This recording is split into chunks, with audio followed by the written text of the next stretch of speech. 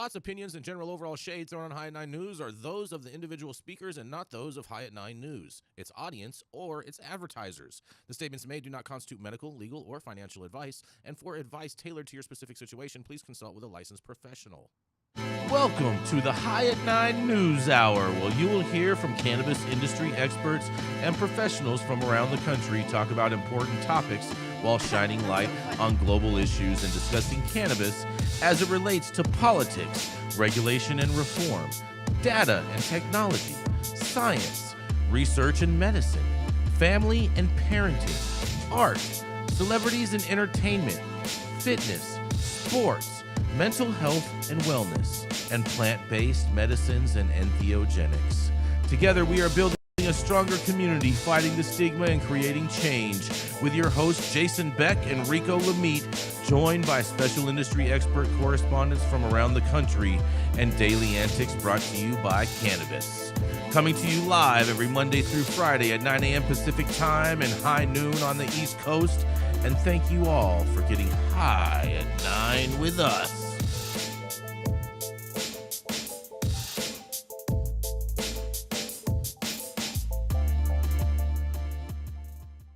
Oh, yeah. Good morning, everybody. That's right. It is Tuesday, April 9th. Talk about it Tuesday. And today is National, that's right, Rico. You're going to love this.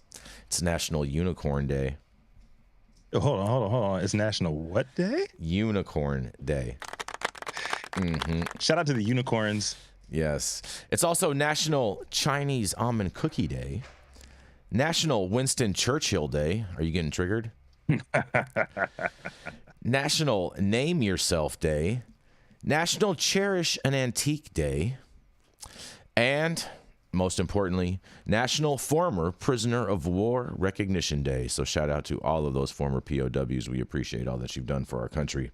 And thank you all for joining us and getting high at 9 with us. It's also high noon on the East Coast. And please remember to like, share, and subscribe to us on all social media platforms. You can look up above on your screen to see exactly where we live on the internet. And we are live every Monday through Friday on YouTube, Rumble, Twitch, Twitter, Instagram, Facebook, and on our very own website on www.highat9news.com. But kicking it off first, that's right, we have the dope dad himself, Mr. Rico Lamitte, who's all crispy in his crispy whites today, banging that Northwestern. Man, there must be some hazing going on today. That's right, is none other than the dope dad himself, Mr. Rico Lamitte. Ooh, haze master. Yeah, I bet. Hazenstein over here. So I have a special story just for you today, Jason. I love it. And I hope we have a little bit of civility for this Talk About It Tuesday, because it truly is Talk About It Tuesday. And I got some questions. So a quick glance at anything on TV or social media, you'd believe that America is more divided today than ever before. Whether that's truly the case or, you know, maybe we just have more methods of broadcasting how we feel and our emotions than ever is also up for debate, but I tend to lean towards the latter. I do, however, believe that American cannabis community is a microcosm of the greater nation, and sometimes looking at the small pictures detail can give us a better understanding of what's going on the broader scale. That's why I found this morning's article by Forbes's Dario Sabaghi very interesting. Sabaghi reported that cannabis telemedicine company NugMD released a 2024 election poll conducted on 755 regular cannabis consumers between March 25th and April 3rd. While the number represents a small fraction when compared to the more than 48.2 million people estimated to have used cannabis at least once, the poll still offers a glimpse into the voting intentions of consumers for the next election cycle. Per the article, the poll indicates that 59% of cannabis consumers would vote for a presidential candidate who supports pro-cannabis policies like legalization. However, 17% would support such policies only if the candidate is a Democrat, while 10% would do so only if the candidate is a Republican, and 14% would stick to their preferred candidate or party. Of the 755 respondents, 87% will or are likely to vote in the 2024 election cycle. Among these, 38% believe that the Democratic Party has better ideas for the country compared to 27% who favor the Republican Party, while 35% see both parties as equal. In terms of cannabis policy, 56% of respondents who are going to vote or are likely to vote think that the Democratic Party has better ideas for cannabis policies. Additionally, 43% would vote for the U.S. President Joe Biden, while 36% would vote for former President Donald Trump if the two were to be official candidates for the next election. We don't know. We still don't know. They're 80 plus years old. They might not make it. In comparison, voter preferences between a generic Democrat and a generic Republican show 38% favoring Democrats, 21% favoring Republicans, 33% indicating indecision, 6% preferring another candidate, and 3% abstaining from voting for president altogether. Sabagi argues that this shows a significant change in voter preference between generic and specific candidates. Although many respondents show openness to various options based on candidates, President Biden has a slight lead over Trump in direct comparison. However, a significant number of voters are undecided or favor alternative candidates, suggesting possible fluctuations in voter sentiment. Overall, the poll respondents show that cannabis is not the only issue they care about, but one of several issues, or one of the main issues that they care about, highlighting that cannabis is not a top priority in their voting intentions. In terms of knowledge about cannabis markets and cannabis culture among candidates, 88% overall respondents believe that that candidates need to understand the cannabis markets and the cannabis culture in order to effectively legislate around it. I agree with that. In fact, 37% of respondents believe that candidates do not understand the market or culture at all, while 36% that candidates understand the market to some degree, but not the culture. So, while endorsement of cannabis legalization or any pro-cannabis policies may contribute to changing the voting intentions of cannabis consumers, 40% believe Democrats support a quote-unquote vibrant legal market, while Republicans aim to suppress legal use. 29% think both parties want to suppress legal use of cannabis. And as most Americans support cannabis legalization, as highlighted by several surveys in recent months, 41% in the poll believe, among other reasons, that cannabis has not been federally legalized yet because of legislative process moves slower than public opinion. All right, so all in all, 755 people is a small fraction of potential voters in the data collected from this NUG-MD sample. But it is showing that there is a slight leaning towards the Democrats. And when it comes to the politics and cannabis, like the rest of America, we are very divided in what we think is best for the nation's future and who we all think would be best at taking us in that direction. That being said, I'd like to ask each and every one of our correspondents today, who do you think would be better at leading the country's cannabis policy next, and why? I know it might be another lesson in futility for me, trying to ask for civility here, but I'm really interested in hearing the why in everyone's response. Not exactly the who. I can guess, you can say who, but why you think the Republicans or Democrats, if either party, would be better at leading us forward into a cannabis future that we think should come into fruition. I'm Rico Lamitte, the dopest dad on the street for High at 9 News. Let's see how civil we can keep things this morning. Well, you know what, Rico? I think Adam, I think we should do a poll, and I think the audience should participate in this. We want to know which president do you think would do a better job with legalizing cannabis, Trump or Biden? Just up or down, Trump or Biden? Or if we can make it 3-part, let's put Kennedy in there too, because Kennedy is a front runner in there. So that poll is going to come up shortly. Hope you guys chime in and Trump, Biden, or Kennedy. Yeah, multiple choice, A, B, or C. What do you think, Jason, and why? I'm more focused on why. I kind of know who you think. Trump for sure. I mean, and if you look at it, Trump has had more progress on cannabis than any Democrats have had. Okay, we got the Farm Bill. and that basically was defaulted all cannabis is, so we basically have a quasi legal system in place, and the Democrats couldn't even get safe banking across the line when they had full control of all the all of the congressional offices and whatnot, and now they're talking about moving it to Schedule 3 would be a total disaster for the entire industry. And just to me, that's not, I saw a lot of Democrats saying how Schedule 3 is like the first step to legalization. Well, I'm not buying that for a second. To me, it's the last step to legalization and to a whole big pharma takeover, because the cannabis just isn't going to have the political muster to get anything across the finish line again, in my opinion. Yarrow? I see everybody biting their tongue right now. We said we were going to keep it civil. Well, okay. So I'll keep it civil. So I actually think cannabis has a better chance under Trump than Biden. And the reason why is because Biden has broken his campaign promise around cannabis, and Biden and his vice president have moved the goalpost such that they have already been taking a victory lap around the modest little things that they have done. You mean haven't done?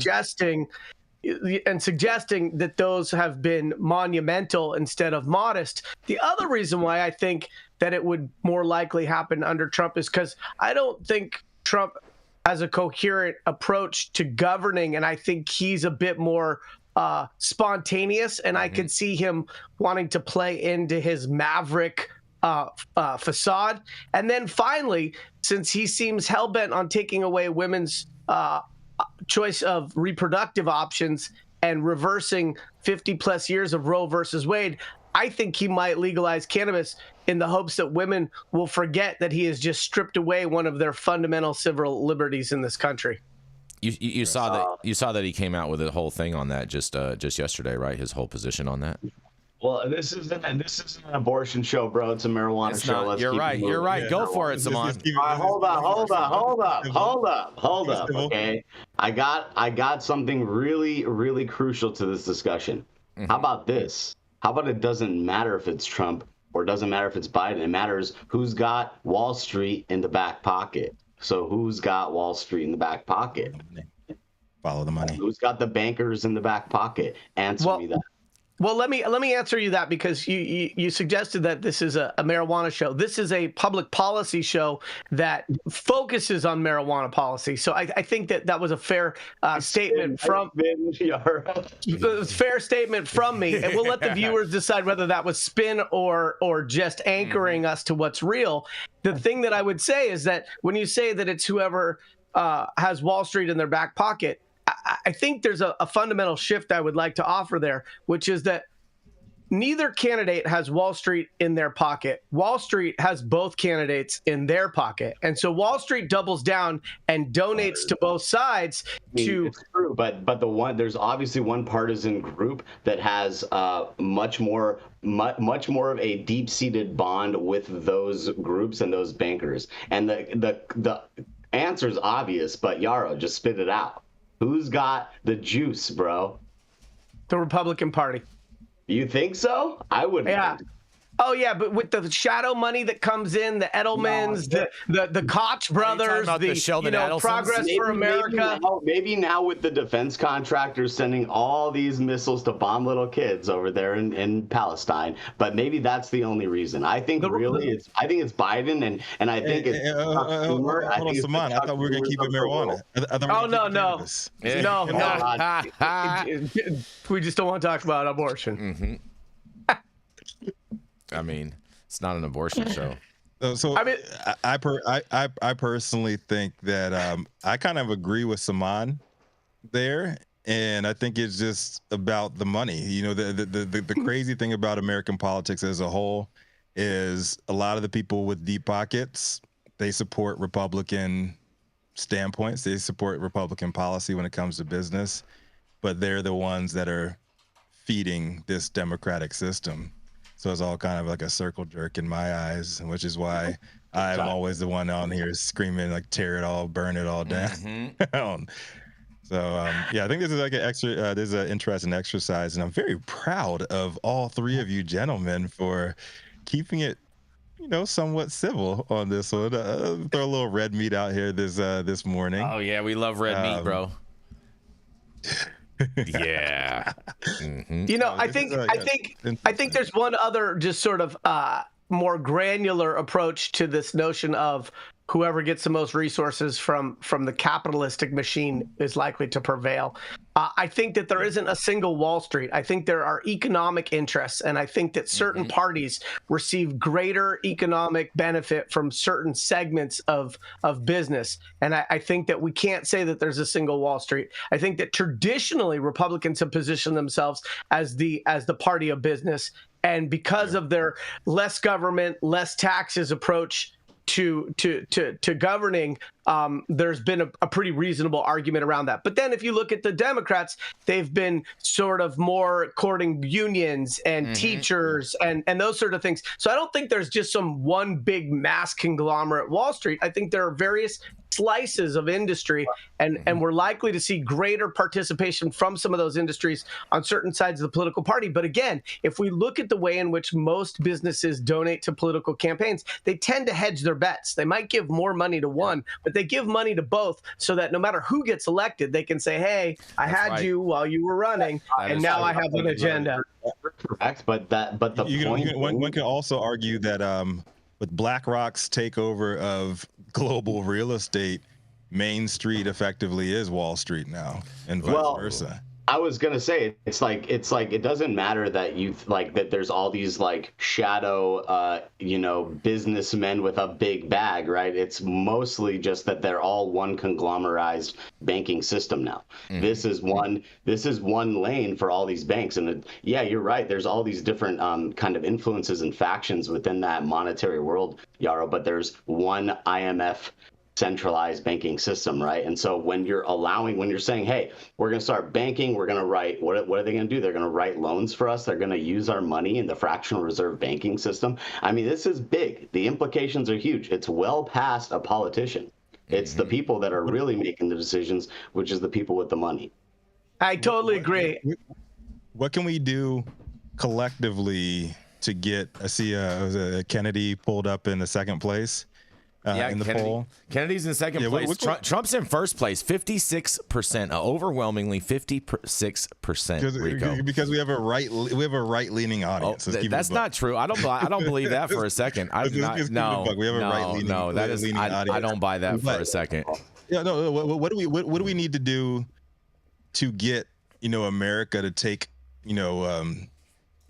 third-party candidates like more seriously? What can we do to effectively? Can we do anything to dismantle this two-party monopoly or a duopoly that we've been thrust into that nobody likes, nobody approves of, because it's all deep pockets. Well, that's Rico, all that runs America. Rico, here's the reality. Here's the reality of all that is until there's real money in a third party system, when Democrats and Republicans eat up all the money, you're never going to have that. That's just not a reality. I don't think that's even going to happen, because you can have real money, you can have billions of dollars in a third party candidate, but they're still not going to be taken seriously. Yeah, look what happened with Ross Perot 20 plus years ago, right? 20, 30 years ago. So he had as much money as anybody needed. I think part of it also, though, speaking to the money, is don't Democrats and Republicans get matching federal funds if they reach a certain threshold? So there is some financial incentives with this two-party system. Thanks to Newt Gingrich. Well, you know what? We got to go to a commercial, though, you guys. We're way over time on this. We got to go to a commercial. Let's see Smokey Vanilla. Great civil debate today, man. I'm proud of you guys. Look at that. Get started.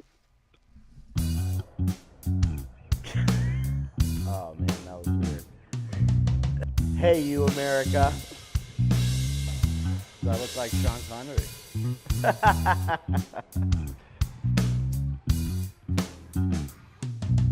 Good morning, America. Saman Razani coming to you live from sunny Los Angeles, California, with the one and only highest host, Mr. Jason Beck smoking on the best weed in the world. Did you know that we have an audio-only version of our podcast? You can find it on Apple, Google, Amazon, iHeartRadio, and Spotify. No excuses in 2024. If you haven't checked us out, check it out now. And also, check out what the Prophet's doing in 2024. Mon Connery, I love it. I love it. Yes. All right, y'all. Up next, it's the man known for walking down the street and then leaving a cloud of the best smelling smoke behind him anywhere that he goes. He's the highest Republican in any room that he walks into. He's the cannabis industry's very own most interesting man. The shrinking man. Some call him Ant-Man even. Oh, boy. Coming to the stage. It's the new slimmed down and improved Jason. Yes. Beck. Oh, yeah. Slim down and improve, bro. I am now under 160, bro. I got weighed in yesterday. I'm now officially under 160, you guys. And that's with clothes on. Ooh. That's with clothes on, money in my pocket, everything, keys, all that. All right. So check this out. Rico, this is for you. Okay. And just for clarity, before I even start the story, I just want to let you guys know that I am baffled by this story. Okay. Because a Virginia governor signs medical marijuana workplace protection bill for firefighters and other public sector workers. Virginia Governor Glenn Youngkin, Republican, has signed legislation to allow public sector workers like firefighters and teachers to use legal medical marijuana without fear of losing their jobs. The move comes days after the governor vetoed separate bills to legalize adult use cannabis sales, and the governor signed HB 149, sponsored by Delegate Dan Helmer, a Democrat, and SB 391 from Senator Stella Pekarsky. She's also a Democrat on Monday. His deadline for action on the measures. The governor, however, also vetoed a separate Senate bill on Monday that would have prevented the use of marijuana alone from being considered evidence of child abuse or neglect. Governor Youngkin vetoed the House version of that bill a month ago. As for employment protections, private workers already are protected in the Commonwealth from being fired merely for using legal medical marijuana, but Helmer, who sponsored the law 3 years ago, has said the bill unintentionally did not protect public sector employees. HB 149 and SB 391 will reflect that oversight, extending the protections to positions such as firefighters, maintenance workers, teachers who use cannabis to treat medical conditions or diseases. Employees will still be able to forbid marijuana, or excuse me, employers will still be able to forbid marijuana use on the job and take disciplinary action against any employee whose work is impaired because of cannabis use. And the proposal also will not change current law regarding federal workers. Initially, the House version of the legislation also would have included protections for law enforcement workers, but that provision was removed through an amendment and was made identical to the Senate bill. J.M. Pedini, NORML's development director and the executive director for Virginia NORML, said the new law will protect the jobs of these heroes who risk their lives to keep Virginians safe. In a quote, Virginia's firefighters, emergency service providers, and civil servants across the Commonwealth deserve the same job protections currently provided to private employees for their lawful and responsible use of medical cannabis, Pendini said. This is a very long overdue victory. Public employees testified to lawmakers during the legislative session that workers' use of medical marijuana has been beneficial, for example, replacing prescription opioids and alcohol. Joe Mirabel, a representative of Virginia's professional firefighters, for example, spoke in favor of the proposal during a committee, and in quotes, "My members have reported that they're relying on alcohol far less. They're sleeping more at home, and they're seeing other positive effects, such as reduction of joint and muscle pain without having to use opioid prescriptions," he said. Complicating the issue for many policymakers is that there's still no rapid, reliable test to detect cannabis impairment. The public sector employee protection proposal passed the Senate with strong support, most recently on a 26-13 floor vote, and also had broad support in the House, passing floor votes 78-20 and 82-17 margins. The Parental Protections Bill, SB 115, which Youngkin vetoed, would have prevented the state from using legal marijuana use alone as evidence evidence of child abuse or neglect. It would have further provided that drug testing in child custody and visitation matters shall exclude testing of any substance permitted for lawful use by an adult under the state's alcohol, cannabis, and drug laws. A person's lawful possession of consumption of those substances, it said, shall not serve as a basis to restrict custody or visitation unless other facts establish that such possession or consumption is not in the best interest of the child. And lawmakers sent an expedited version of the proposal to the governor in HB 833, which Youngkin vetoed in early March. SB 115 had identical language, but was transmitted after the session adjourned, giving Youngkin's office more time to act. Following the veto of HB 833, Delegate Ray Cousins, a Democrat, the bill's sponsor, accused the governor of turning his back on the needs of our children and neglecting their well-being by encouraging the courts to move forward with unnecessary family separations. It's not clear whether lawmakers might attempt to override the governor's vetoes. The parental rights bill had overwhelming support in the Senate, passing a floor vote unanimously, but the House was more divided on the proposal, approving it on a 54 to 45 vote, mostly among party lines. Well, Governor Youngkin signed this into play for all of the workforce. I mean, I think this is a great thing that he did this. I'm very proud of him for doing so, but I'm still perplexed as to why he would have vetoed adult use sales if he was going to sign a bill like this. But nonetheless, I can't wait to hear what you guys have to say. And this is Jason Beck for the High at 9 News. What do you got to say? Glenn Youngkin's whack. I'm just going to say it. This guy's whack. I read that story about him vetoing the bill for rec. Look, I mean, Glenn Youngkin, you're not going to, win any votes here by doing this and straddling the fence. Make a decision. Pick your side. Go with it, dude. Quit trying to just jump back in the game here. This ain't double Dutch. Mm-hmm. This is Glenn Youngkin, my home state of Virginia, again, Glenn Youngkin he's flailing right now. And he's, just like you said, somebody's trying to cater to both sides. I think this just goes to show that a lot of these, hold the debate here, Jason, hold your tongue. A lot of these Trump acolytes, these folks that came up under Trump, they don't really have a stance on anything. They just want power and they want to be in control. Glenn Youngkin came in here on this save the children bullshit. He walked in the room and won all these votes because people were up in arms and they were fired up after Trump got them fired up. And now what happens when they had control of both houses, both chambers in Congress? The Republicans got nothing done. And what happened when the Democrats come back in control and they offer an olive branch trying to get this moving forward 5 years after it was voted for? He vetoed it. And now he's like, oh yeah, we're gonna let you guys have all these little civil liberties. We're gonna throw you guys a bone here. What does he stand for? If he stands for anything?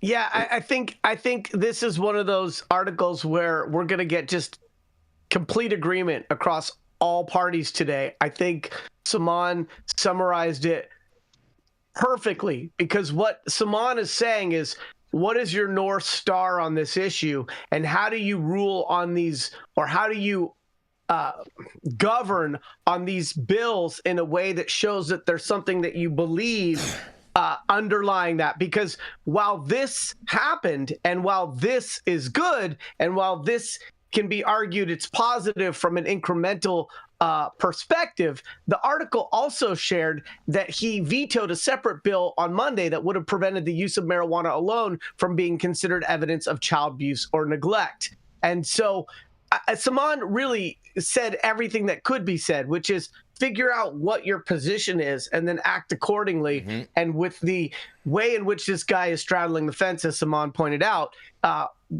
nobody can tell. I'll also mention one thing is the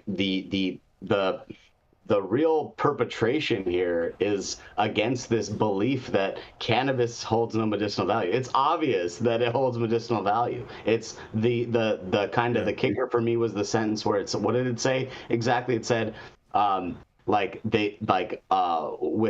regards to use in some specific demographic, that they don't have to use alcohol as much, that they're getting better rest. And dude, this is obvious. And for anybody standing in the way of this progress at this point in time, if you control the state legislature or you're a governor of a state in some regard, and like have something to do with the way that those laws are shaped, get out of the way of the cannabis progress. This is ridiculous. Shout out to Christopher Brady in the chat. He says, I could eat a bowl of alphabet soup and shit a better argument personally. That was amazing. It's pretty much it's pretty much Glenn Youngkin's decision-making process. Yeah, but I will say this: I am glad. I am glad that he did sign this. I mean, to me, that does show some form of evolution on the subject of cannabis. He wasn't just a straight prohibitionist, so I do want to give them credit for signing this. I don't think we give him credit. I think we point out the inconsistencies and we say that he gave this up as a way of showing that he is open and reasonable, while not being open and reasonable. To me, this was like he chummed it. This was like the little chafe that he sort of put out there because he vetoed that major bill before, and so he's really dragging his feet. And so, yeah. Mm-hmm. He should call me. We could talk. I bet. On that, we're going to roll right on into Mr. Saman Razani. He is a formulations expert. He's a facility designer. He does extraction. And his product, Hello Again, also teaches women over 50 how to say hello again. That's right. There's none other than Mr. Saman Razani. Hello, world. Happy Tuesday. Jason got me in the middle of my morning grind, as they say. Well, don't worry. Probably by the end of the episode, you'll have it rolled up. I got a great story coming out of one of our favorite Southwest states, New Mexico. All right, this one is from our dear friends at Marijuana Moment. Federal officials are suddenly seizing marijuana from state licensed businesses, leaving industry perplexed. Kyle Yeager reports.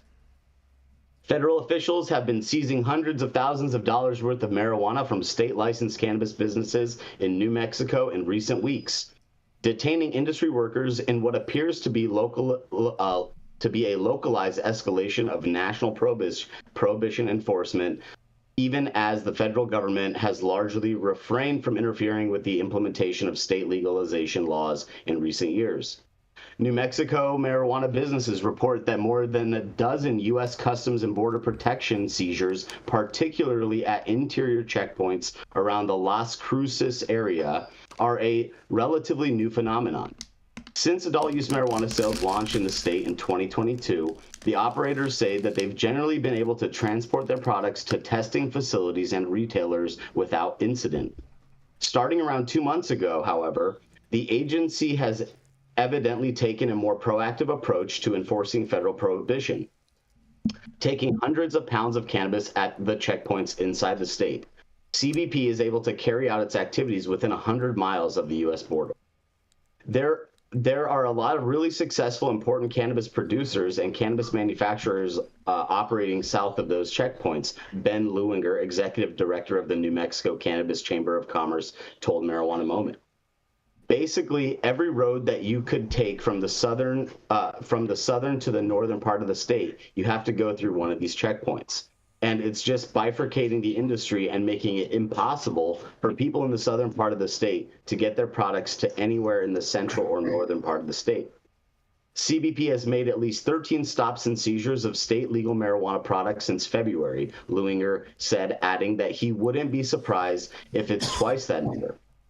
I'm certain that it's underreported, he said. I think there's a lot of people who still have fear and the stigma that they don't want to rattle cages. Matt Chadwick, CEO of vertically integrated New Mexico marijuana business Top Crop Cannabis Co., told Marijuana Moment that his employees was transporting about 22 pounds of product valued at about $139,000 to their Albuquerque locations on February 14th when the vehicle was stopped at a CBP checkpoint and the dog alerted agents to the smell, leading to a secondary inspection. We've been doing this for over a year without any implications. Now they ended up detaining him, put him in a cell, and he was there for over 3 hours, Chadwick said. They finally released him and gave him his vehicle back, gave him no documentation, and didn't give any of the product back. The agent said that the agent said he would see something in the mail on how he can get reimbursed for the product that was taken. We've never seen anything, he said. Other impacted businesses, including Schway's, did receive documentation, though in some cases, there's nothing indicating a possible reimbursement for seized product. Don Pabon, chief legal officer at Schway's and former Colorado legislator, shared the document of his employees' receipt that his employees received after they were stopped by the CBP checkpoint on March 22nd. After agents seized about 5 pounds of flour and edible products, the worker received a custody receipt for seized property and evidence that acknowledged the vehicle was transporting THC products for a dispensary. Curiously, however, the actual itemized list of seized property only describes the vehicle itself without an estimated value, and the car was not actually seized, as the workers were eventually allowed to drive away, just without the cannabis intended for retail. Pabon said there was an interesting twist to the situation, though. He said agents allowed the workers, both state-certified medical cannabis patients, to leave with their own personal supplies of marijuana. CBP falls under the Department of Homeland Security, DHS, which is not bound by congressional rider that prevents the Justice Department from using its funds to interfere with the implementation of state medical cannabis programs, offering patients a limited sense of protection from federal prosecution. Although medical and recreational marijuana may be legal in some states and Canada, the sale, possession, and production and distribution of marijuana or the facilitation of the aforementioned remain illegal under U.S. federal law, given the classification of marijuana as a Schedule I controlled substance. A CBP spokesman told Marijuana Moment on Monday, consequently, individuals violating the Controlled Substance Act encountered while crossing the border, arriving at a U.S. port of entry, or at a Border Patrol checkpoint may be deemed inadmissible and or subject to seizure, fines, and or arrest. CBP wants to remind the public that while traveling through any U.S. Border Patrol checkpoint, to include Mexico, being in possession of marijuana is illegal under federal law, they say. CBP did not respond to specific questions about whether there has been policy change to explain the recent New Mexico seizures, why workers in one case were permitted to keep their personal medical cannabis, or how the actions square with the Biden administration's general policy of non-interference in state marijuana programs. Another recent report published by the paper details how CBP also stopped an employee with the cannabis producer Headspace Alchemy and seized products last week, the second time it's happened to the business. In a video recording of the encounter, the agent said the worker was under arrest. We've been instructed to seize all cannabis, all illegal products. It's still federally illegal, he said. Despite claiming that the employee was being arrested, they were allowed to leave after being fingerprinted and placed in a federal database. The company's managing partner, Rob Duran, said the worker didn't receive any citation or notice to appear in court. The CBP didn't provide any documentation about the stop and seizure. It's unclear how widespread the trend is, but stakeholders say they haven't heard similar stories out of states like Arizona and California, which also have regulated marijuana businesses operating near the U.S.-Mexico border. For now, there's no clear solution to the New Mexico cannabis industry's CBP problem, or a clear answer why it's happening 2 years after the state's adult use market first opened. In the meantime, businesses have been reaching out to members of New Mexico's congressional delegation for support. U.S. Senator Martin Heinrich, a Democrat from New Mexico, said in a statement to QRQE, DHS should focus its checkpoint enforcement activities on combating illegal fentanyl trafficking, not seizing cannabis that's being transported in compliance with state law. New Mexicans are depending on federal law enforcement to do everything they can do to keep our communities safe, he said. Our resources should be used to maximize resident safety, not distract from it. Rep. Gabe Vasquez, another Democrat from New Mexico office, said that the issue has been raised with the congressman and his office is looking into it. The story goes on a little bit, but I think you guys get the gist. This is important. I mean, this is probably one of the most important articles that I think I've written, that's been written and I've read on this news show. So I definitely want to hear what you guys think. I mean, it's troubling to say the least. We have friends. Jason and I have a mutual friend who had a dispensary basically right on the border of Mexico and the U.S. in San Diego. And a couple times we've heard of stories of their delivery drivers passing the exit, and they end up in the, in the lane going to Mexico. So lots of, I mean, it's an accident, but what are you going to do when you're facing a CBP officer knowing that they are not bound by, any jurisdiction or justice to give you your product or to let you commence your commerce as a business? So what do you guys think about this? This is Saman Razani reporting for High News. So yeah, I've had legal products seized by CBP down there at that when one of our drivers missed the exit. So yes, I'm very familiar with this, and this isn't anything new. It's just happening new in New Mexico. But they're starting it 2 years after the fact, right? It's like if they've been allowed. I mean, it doesn't matter when they started, bro. That might be the first time that there was enough businesses open to where they had to take those roads to transport it there. So I'm not. Well, they're saying that there's no way for you to get from north to south without passing a checkpoint, right? So it's like if those businesses started in the last 2 months, okay, maybe. But if they started anytime in the last year and they were transporting through those checkpoints, something's up. Something's a little fishy. Obviously, it's discretionary, right? And that's the problem. That's the issue. Is that one day I can do it, the next day because there's a new lieutenant or whatever, somebody has a hard on for cannabis. No. I disagree with that. I disagree with that because then it's just our boy Sleepy Joe's policy. It is 100%. Hold on, Saman. It's 100% Sleepy Joe's policy because he's the director. He's in charge of Mayorkas, who would be in charge of 100%. Okay, straight up, it's 100% Democratic policy that's being involved in this as of right now. Yeah, I don't think it has anything to do with that, because if you want to make that argument, you can say that everything that happened under Trump's DOJ was his control, and now he's going against Bill Barr after Bill Barr says that he was off the rails. So I don't want to say that. I think this is you got to follow the money on this one. I think it might be some agents got a bone to pick, like whether they're going rogue with what they're doing. They probably got some illegals that are like willing to pay him a high price for seizing the weed off of the truck, so then that way they can go resell it on the streets.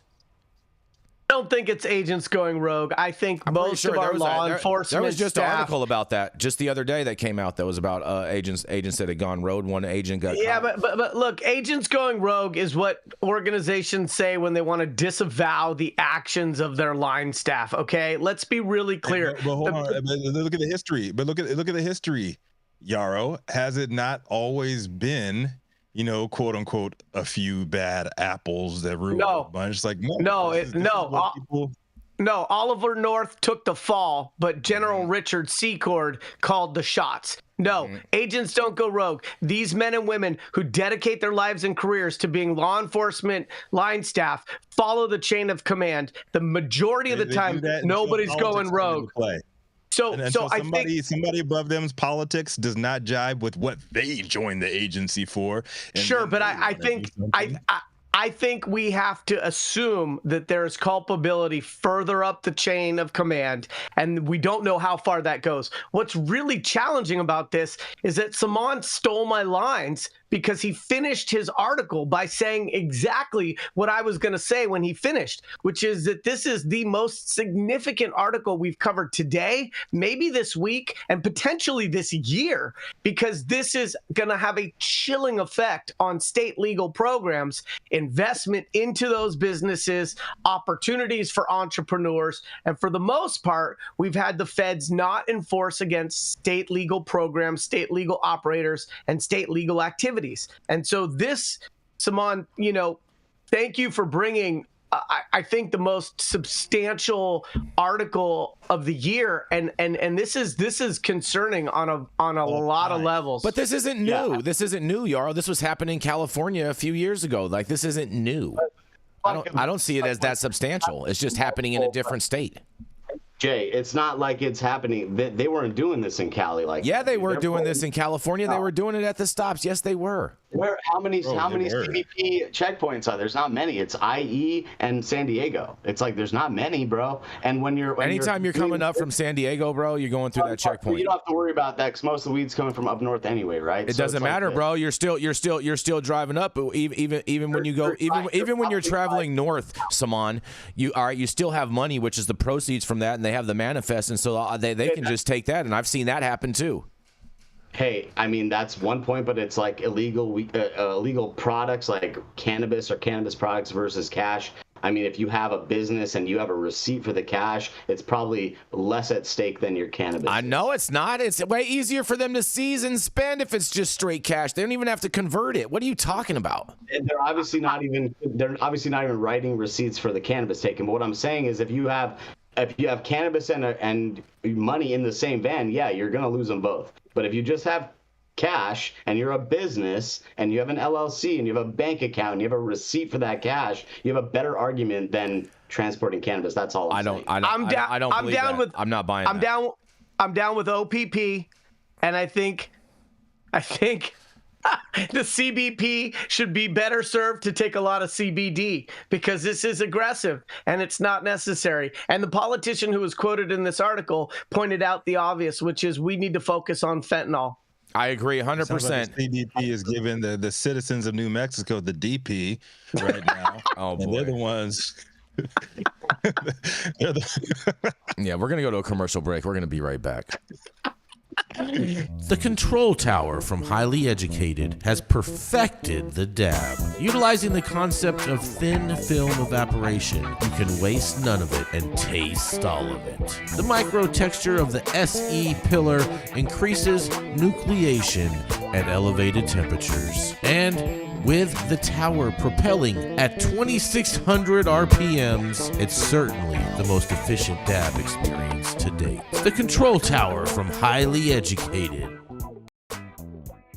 Stop whatever you're doing. Make sure that you hit that like button. Make sure you subscribe to the channel if you've not subscribed already. And all of the articles that we cover on today's show, you can see directly on our website at www.high9news.com. But one other thing, we do want to send a big thank you to all of you tuning in on the regular. We want to thank you all so much. On Sunday, we hit 500,000 views on this channel, and so we want to send major love to all of you and thank you all for tuning in, and make sure you share with all your friends. Thank you. I'm Jason Beck, and this is Smoky Vanilla. And if you want to feel as good as I look, then you need to get a stretch and smoke with Smoky Vanilla. Hi, I'm Smoky Vanilla. I have my bachelor's degree in kinesiology, and I'm a sports massage therapist and stretch coach. I focus mostly on individuals that are in sport with chronic pain or injury. I love to intuitively create and customize a session based on the individual that I'm working with.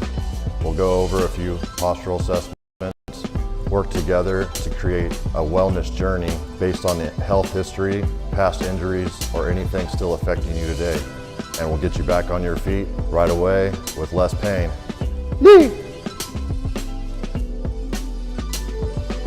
We're about to stretch, and then we're gonna smoke, because we're gonna get on our stretch and smoke. If you want to feel as good as I look, then you need to come on down and get a stretch and smoke with none other than Smoky Vanilla.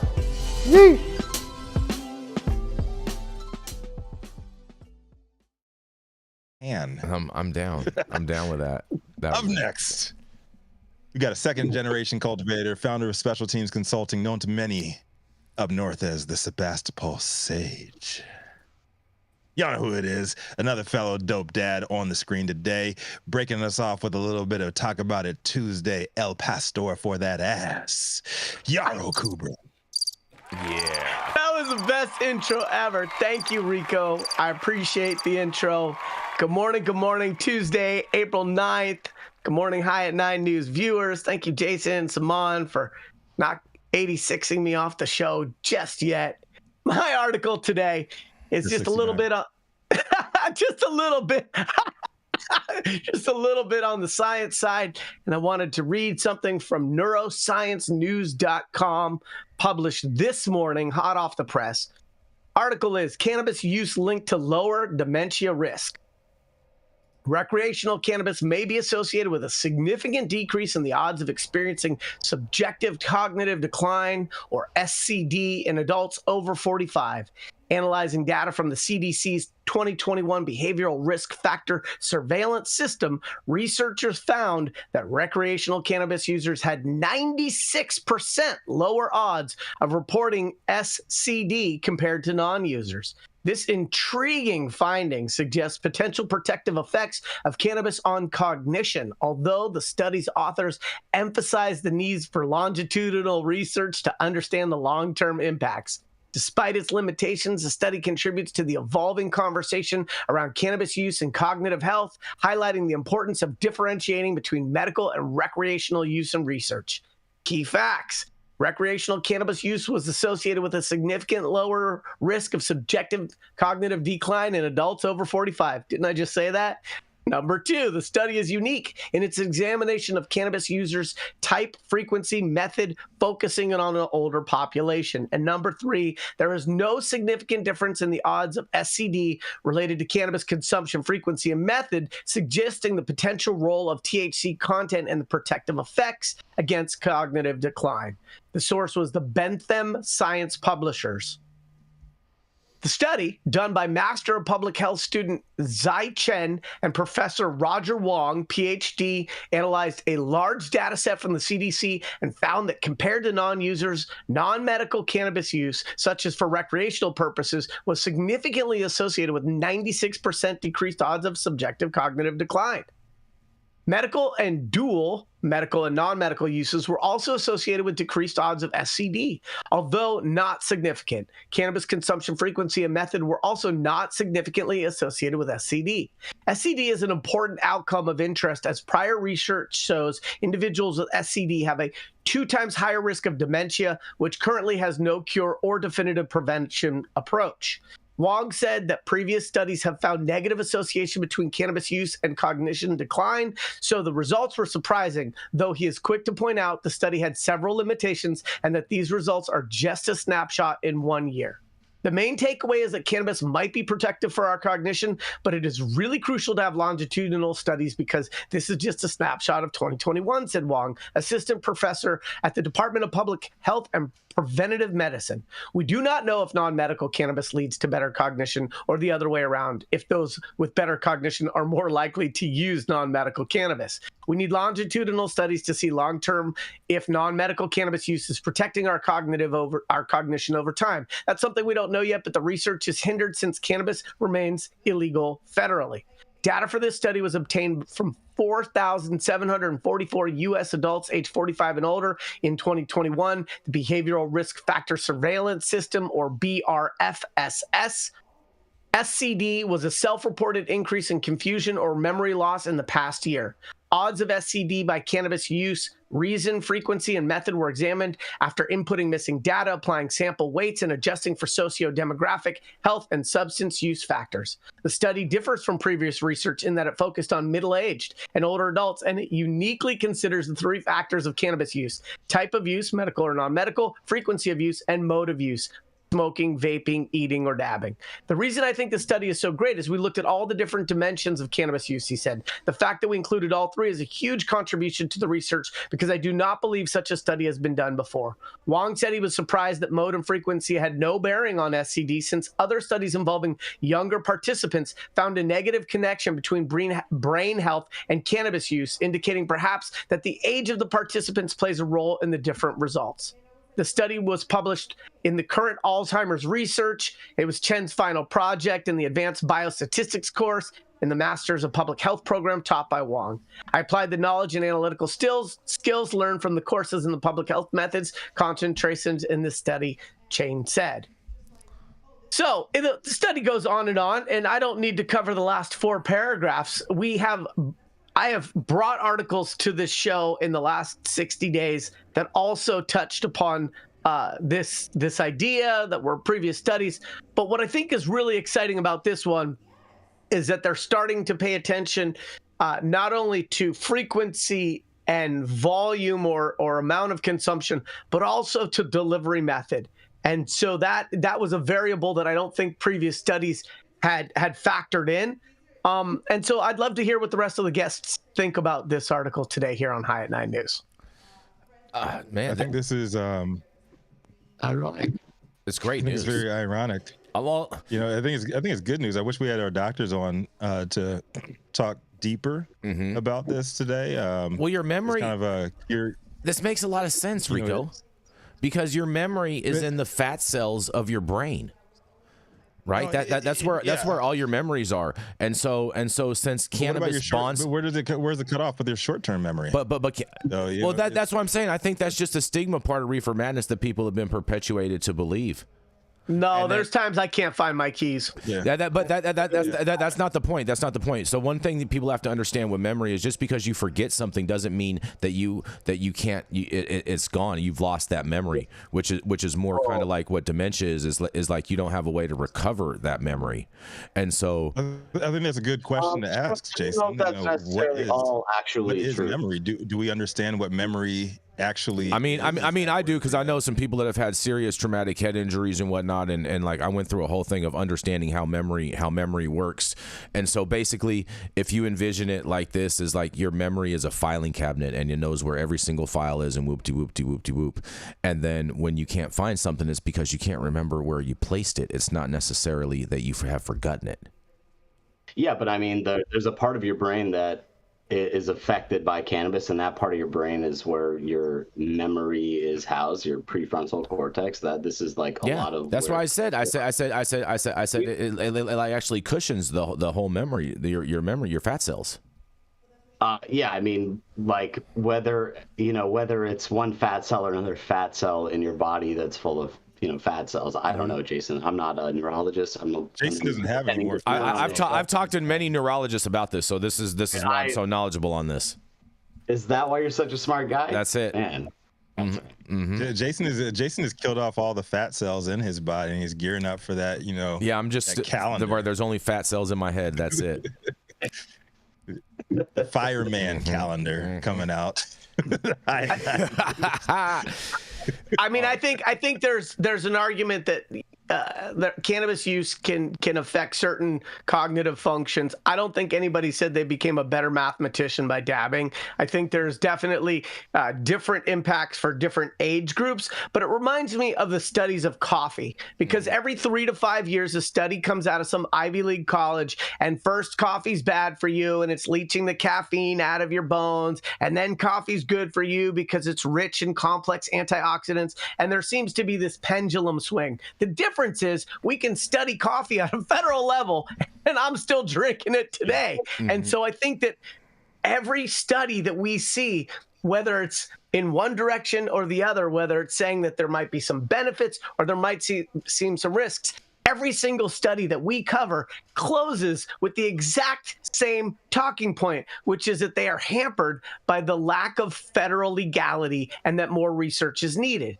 And so that's the place. I'm not here to opine on science that I'm not qualified to understand. I just know that until we have the ability to study and research cannabis in this country in the way that we study and research any other nutraceutical, we're going to have this limited information and this gap in understanding the components, the qualities, the benefits, and the risks of this amazing plant. Yeah, I mean, there's been cannabis is amazing. Other reports to amaze us. Yeah, there's been other scientific papers written and analyzed, and it wasn't looking very good for cannabis, a long-term effect, cerebrally. So, I'm glad to hear this new study. This is cool. This is promising, and hopefully there's more. But, the stuff that's out there that's published, you can look it up. It's, obviously we know science is biased as well as everyone's opinion too. They'll just hire the guy that'll write the scientific paper in support of their thesis. But, when it comes to reality, it's like everything, in moderation is probably just the best route. So just remember that, people. And macrodose. Except for coffee. And on that, we're going to go to a commercial. We're going to be right back. Get ready for the return of the shit show to Los Angeles, returning Friday, May 3rd, 7 p.m. to midnight at a brand new venue.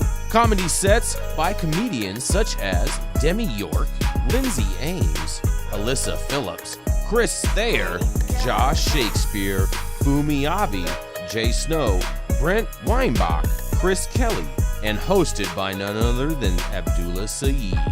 So head over to www.cloudmedia.partners now to get your tickets, and we'll see you there. The poop show. Oh, God.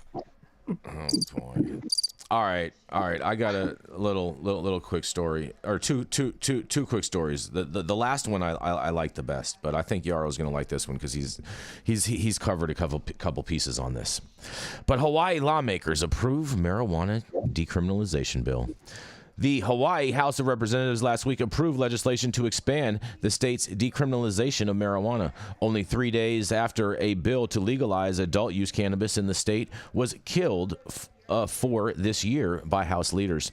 The House voted on Friday to approve the pot decriminalization bill SB 2487 on its third reading. The chamber approved the bill with amendments sending it back to the Hawaii Senate, where the measure was approved by a vote of 24-1 on March 5th to become law. The Senate must pass the amended version of the bill, which must then be signed by Democratic Governor Josh Green. If passed into law, the bill would be decriminalize the possession of up to 1 ounce of marijuana and up to 5 grams of cannabis concentrates instead of jail time for such offenses. The bill sets a maximum fine of $25 under current Hawaii law. Possessing more than 3 grams of marijuana is a criminal misdemeanor, carrying penalties of up to 30 days in jail and a fine of up to $1,000. Heavily fining or putting people in jail for possession of some small amount simply serves to impair people to hold a job, get loans, things you need to advance in society, says Democratic Senator Chris Lee, one of the bill's authors. He also says decriminalizing possession of cannabis is something that is a big step forward, he says. Possession of larger amounts of cannabis will still be a misdemeanor under SB 2487, and although the penalties for such offenses are reduced by the measure, the bill also creates a new offense for smoking marijuana in public that carries a fine of up to $130. On April 2nd, leaders of the House of Representatives killed the bill. That's all this stuff. But good news, Hawaii. That's some good news for you. What do you guys think about this? I love how it starts to get into how the Republicans were trying to how to crash everything, and then you just. Well, I mean, it really doesn't have anything to do with that story. We're talking about this one bill, and then they want to, dovetail into that, and we're already late on time. So to me, there's no point in talking about the BS. I think this bill is mid.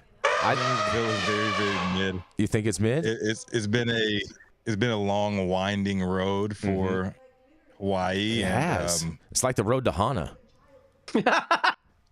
It really and I'm just trying to get to the 7 sacred pools. I mean, I did the road to Hana in a record time, like up and down in like 45 minutes.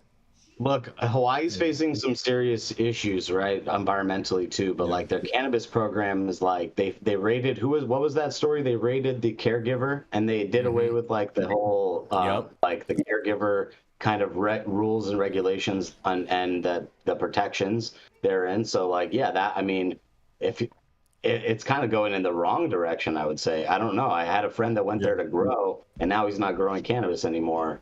And he was working for like one of the bigger companies on the Big Island. But like, I don't know. I'd like to hear from some people on the ground. If we know anybody, if there's anyone in the chat, if we know anybody out there, let's hear from them. If you're in Hawaii, if you're in Hawaii, tell us. Throw something in the chat on this video. Throw it in. Or just send me a one-way ticket to Maui and Hawaii. I'll come out there. Hang out with the Rock and Oprah out there. Is that what you're going to do? Mm-hmm. No, I mean, the moments that I've had where I felt the closest to God through nature was in the Grand Canyon, Hawaii, and Alaska. Northern California, notwithstanding. It's a very special place. It has a very relevant history when it comes to cannabis as well. The challenge is that I'm sitting here watching the slow roll of policy in Hawaii, And I'm thinking back 4, 5, 6 years meeting tribal leaders from indigenous people from Hawaii at MJ Biz who were talking about doing tribal grows there and having a head start. And obviously the soils there and the climate. I mean, I want to enjoy some Hawaiian grown, sun grown. Like I'm excited about that. There was a chapter of my life when I did do that. And so I'm sitting here listening to this slow rollout, and I'm like, look, if your governor's last name is Green, you got to be able to do better than that. And I'm also thinking, we talk about how these states roll out programs and they often replicate the bad policy of previous states, and we see these missteps. And sorry, New York, but we are still talking about you. And yet I'm watching the slow rollout in Hawaii, and I'm like, God, if you guys just rolled out previous states' programs and did it faster, it might actually be better than this just Have you ever been to Hawaii? Pace. Have you ever been to Hawaii, Yarrow? Oh, yeah, many times. I mean, everything moves slower in Hawaii just in general. Just the whole pace of life. The island is 55 miles per hour. Yeah, exactly. Speed limit. Yeah, like everything moves slower in Hawaii, so I'm not surprised that it's moving at a banana slug's pace. I love Hawaii. I love Hawaii, and I second your sentiments on Hawaii, Yarrow. Like I've never felt more at peace anywhere, and to just kick it with the native people out there, the descendants of kings and queens whose land was most recently stolen by white supremacists in charge of this country, the lower 48. And Oprah, don't forget Oprah. And yeah, Can't forget Oprah. Yeah, I'm not going to go deeper there. I'm surprised Jason didn't bring up Alan Dulles and the deep state. Get me started today. I mean. Oh well, hey, you know what? Speaking of that, I mean, at least the Republicans did introduce some things to change the name of Dulles Airport to Trump International Airport. You know how I feel about that? Mm-hmm. Is that going to fly? Oh, that's cute. That's cute, Yarrow. Without diving too deep into it's not even conspiracy. This is just real. Like all the political, the dark stuff that we're dealing with goes back to Dulles. Mm-hmm. Do I believe that any airport should have any person's name on it? No. Do I believe that Alan Dulles is a better name to have on it than Trump? That's debatable. Yeah. So you're in support of renaming it to Trump International Airport. Alan Dulles, Donald Trump. Yo, Dulles also perpetrated the coup against Mohammad Mossadegh in 1953 in Iran. It was the CIA. It was Alan Dulles, and it was Teddy Roosevelt's grandson, Kermit Roosevelt. So who killed Jack Kennedy? Was that the same guy? Interesting. Good. Yeah. You can thank them. All right. We're gonna hop out of the rabbit hole real quick, and we're gonna go into this final story real quick. And I'd like an airport named after me. Yarrow. Fuck your airport, Yarrow. Yarrow, there's a band named after you, Karangbin. Yarrow, you'd have a little private my airport. Shit, man. That's my shit. I love some. I'm just saying, when people are flying high, I want to be named for it. Yarrow, you'd have a little private airport that you just have like little dinghies fly in and out of. Oh, dingleberries.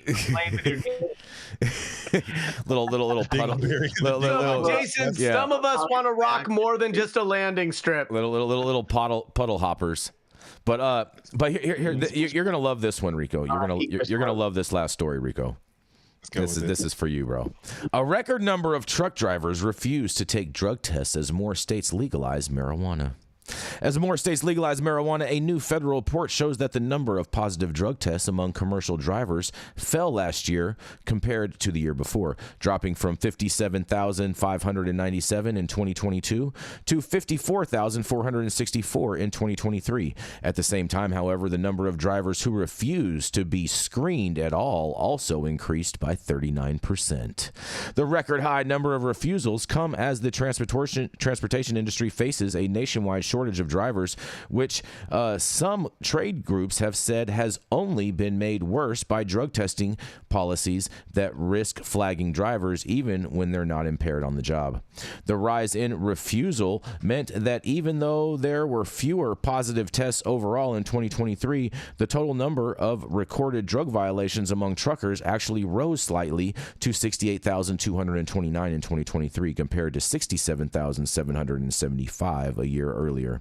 In quotes, the overall rise in drug violations in 2023, even though there are fewer positive tests, is attributed to a nearly 40% increase in purported drug test refusals, 9,214 in 2022 versus 12,804 in 2023. The Federal Motor Carrier Safety Administration, FMCSA, which produced the new report, told the trade publication Transport Topics. In quotes, drug test refusals include employer-reported refusals like failing to show up for a random test or leaving a test collection facility after a test has begun but before it's complete, added FMCSA, an arm of the U.S. Department of Transportation. The data came from a year-end summary report of the agency's Drug and Alcohol Clearinghouse, which includes reports from a commercial driver's license and commercial learner's permit holders, employers, administrators, medical review officers, and substance abuse professionals. In 2023, about 858,000 drivers were registered, a number that's dropped consistently since 2020. In terms of alcohol tests in 2023, they saw a rise of positives compared to a year earlier, about up 15%, the report shows, and positive tests for alcohol have risen each year since 2020. I bet you that's because of the economy. Dan Murray, Senior Vice President for the American Transportation Research Institute, told Transport Topics that there could be a variety of possible explanations both for the dropping numbers of failed tests and the rising numbers of refusals. In quotes, he says, "They say it's not worth it to push my luck. If I use, I'm going to get tested. If I get tested, I'm going to lose my job. So it's time to clean up my act," Murray said. Others, he added, are proactively thinking, well, before I get caught, I'm out of here. And among screenings from drugs, marijuana metabolites were the top positive result, followed by evidence of the use of cocaine, methamphetamine, amphetamine, and various opioids and others. More than one substance can be recorded from a single positive test, and positive tests for marijuana specifically fell from 40,916 in 2022 to 37,657 last year, the report found. And in June of last year, a survey of licensed U.S. truck drivers found that 72.4% supported loosening cannabis laws and testing policies. Another 66.5% said that marijuana should be federally legalized. And this goes on and on and on. And if you want to read the rest of this article, you can read it on our website at www.highat9news.com. But what do you guys think about this? These truckers standing up for their rights and telling them basically to go piss somewhere else. Go piss up a rope, as Dale would say, because I'm not taking your piss test. I mean, the Teamsters Union, they represent like a lot of these freight workers. I would like to hear, they're talking about teaming up with the UFCW and doing more cannabis protections and stuff like that. I want to hear their stance on this. Mm-hmm. If they want to protect, we get into several debates on unions and everything. This is a union issue. If this is going to be affecting like all of these good folks that are a vital part of our American economy, if it's going to be affecting their livelihood, I'd like to hear the Teamsters unified stance. Like, what is their stance on truckers and how they should be regulated as far as drug testing on this? Because our economy is going to suffer because of this. Because we can't get these Elon Musk driven the vehicles out there autonomously driving at any time in the near future. We're going to need these truckers to be pushing these vehicles. So where's it gonna what's the tipping point? Yeah, and I want my truckers to be happy. You know what I mean? Like if cannabis helps them, I'm all for it. I'm not buying into the drug driving. They're cramped up in those cabins all damn day. They're overworked, and they need relief. They need medical relief. So I want to hear what the Teamsters have to say about this. This is your people that are suffering because of these laws. Are y'all gonna push back? Or y'all gonna? What are y'all gonna say? I don't think they care about them. Just saying. That argument can be made. Mm-hmm. Just saying. What do you think, Yarrow? I think it's challenging because we still, again, we talked about the federal illegality on research, and we have for a very long time been struggling to come up with standards around the difference between ingestation versus impairment, and we still don't have solid science behind it. And so I feel some compassion for these constituents, these truckers who are tasked with getting freight across America every day, every night, and who need to do it safely, and who also have this interference with their personal liberties in so much as these broad drug tests are not necessarily taking into consideration what is done on their off time versus what is done during work hours. I think that until we start drug testing Congress, we need to think about who's being tested, why, and whether those tests are fair and being evenly administered. And so I feel that these refusals to take tests are a symptom of a failed policy. And that failed policy is because we don't have science. And because cannabis stays in people's systems for weeks and weeks and weeks, and because you can't tell whether they did it 2 hours ago or 2 weeks ago with some of these tests, I do understand why these people are refusing to take the tests. I don't think that drug testing people that operate massive mechanical, whether it's a boat or an airplane or a semi-truck, I can understand why drug testing exists, and I'm not opposed to that. But to test for cannabis when it may have been done during non-working hours and can jeopardize their livelihood and their ability to support their families doesn't feel fair. Yeah, I agree. I believe law enforcement can do some common sense tests to tell if someone is impaired by cannabis if they're a truck driver while driving. That's pretty. Look at that. Like, you and Yarrow both on the side of the cops today. I mean, I believe in common sense. Cops have common sense? Common sense was so common. Some do, yeah. Some do, yeah. Some really good ones do, and some even moderate ones do. Yes, common sense is not as uncommon as people think. And look, we have to balance public safety versus personal liberties. And what are you making that expression for, Rico? Yeah, I bet. You ready, Rico? Let's close this shit out. Yeah, there we go. Very lively day today, everybody. Talk about it Tuesday. Thank you all for coming and joining us for yet another episode of High Nine News. You can catch us live weekdays, 9 a.m. Pacific, high noon on the East Coast. Big shout out to our super fans showing love, getting their comments posted live on the big screen. Our live audience and online supporters catching us across all media platforms, tuning in each day to the headlines of chaos, also known as the developing cannabis industry. To our vetted correspondent team tuning in from all over, bringing us a much-needed variety of perspective, your respected opinions to the table as well. To our production team, Cloud Media Partners, our sponsors keeping the lights on, our AV struggles to a minimum. Big shout out to Adam back there doing it big. Big feather energy. Big feather. Big feather. Big feather. It ain't kind of weather. I'm back there. Damn, son. Doing it big on the wheels of steel, back there keeping us together. And always, Cannabis Sativa L, the reason the High at 9 News team reads these headlines every single day. Thank you, too. It's been Tuesday, April 9th, 2024. The show's over. You've all been blessed with the top industry headlines. Hope it's enough for you to put in your pipe and smoke at least until tomorrow. My name is Rico Lamitte, the dopest dad on the street for High at 9 News, the cannabis industry's #1 daily news show. And today, I want to give it to Yarrow. Yarrow, you know? Even though I'm your kid's the dopest dad. My kid does use that line and reminds me weekly that I am not the dopest dad. Look, we love our viewership. This is, I think, the only show that covers the 24-hour news cycle around cannabis and hemp news. Thank you for tuning in. Smash the like button, subscribe. We appreciate the chat and the sidebar. And we'll see you tomorrow morning.